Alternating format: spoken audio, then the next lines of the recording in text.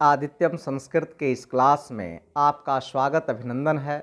आप सभी जानते हैं कि मैं निःशुल्क अपने छात्रों की सहायता के लिए पढ़ाता हूं और आज वही है परीक्षा शुल्क। परीक्षा शुल्क माफ़ करने के लिए प्रधानाध्यापक को संस्कृत में आवेदन पत्र लिखें। इस वर्ष का जो हमारा बिहार बोर्ड ने मॉडल पेपर दिया था, उस मॉडल पेपर का यह दूसरा संस्कृत पत्र लेखन है जो परीक्षा के दृष्टिकोण से अत्यंत महत्वपूर्ण है। इसे आप बढ़िया से देखेंगे, समझेंगे और याद कर लेंगे। हमारे छात्रों का भविष्य उज्जवल हो, इस कामना के साथ हम इसका अध्ययन कराते हैं आपको। तो प्रश्न हम लोगों का स्पष्ट हो गया कि परीक्षा शुल्क माफ़ करने के लिए प्रधानाध्यापक को संस्कृत में पत्र लिखें। क्वेश्चन आपका हिंदी में है, प्रश्न आपका हिंदी में है, लेकिन आपका उत्तर संस्कृत में होगा। तो सबसे पहले बाएं साइड में लिखेंगे सेवा में, संस्कृत में लिख रहे हैं तो उसको लिख देंगे सेवायाम। फिर लिख देंगे थोड़ा सा दाहिने हट के श्रीमंतः प्रधानाचार्य महोदय, और उसके नीचे आप अपने विद्यालय का नाम लिख देंगे। यहाँ जो विद्यालय का नाम लिखा हुआ है, ये विद्यालय का नाम, ये वर्ड नहीं लिखना है आपको, इसके जगह पर आपको अपने विद्यालय का नाम लिख देना है।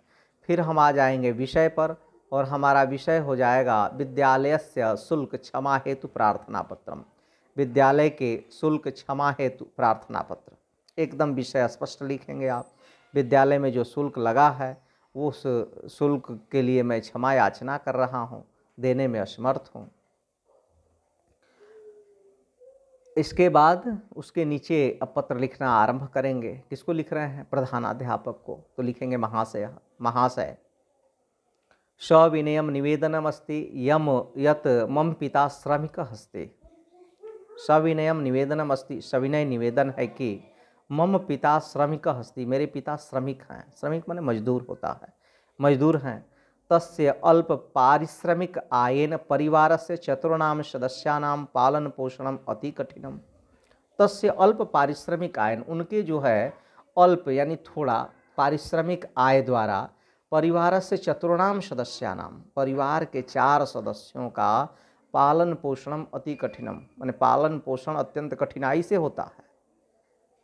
विद्यालय से शिक्षा शुल्क से प्रदाने तु तत् कठिनतरम भवति। विद्यालय का शिक्षण शुल्क प्रदान करने में तो और कठिनाई होती है। धनाभावेन कदाचित मम अध्ययने व्यवधानम न स्यात्, धन के अभाव में कहीं मेरे अध्ययन में व्यवधान न हो।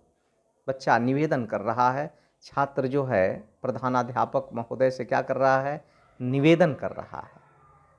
और लिख रहा है कि सविनयम निवेदनम अस्ति यत मम पिता श्रमिक अस्ति, सविनय निवेदन है कि मेरे पिता मजदूर हैं।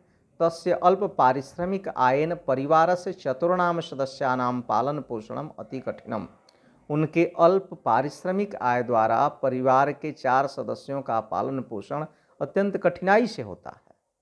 विद्यालय से शिक्षण शुल्क प्रदाने तु तत् कठिनतरम भवति, विद्यालय का शिक्षण शुल्क प्रदान करने में तो और कठिनाई होती है।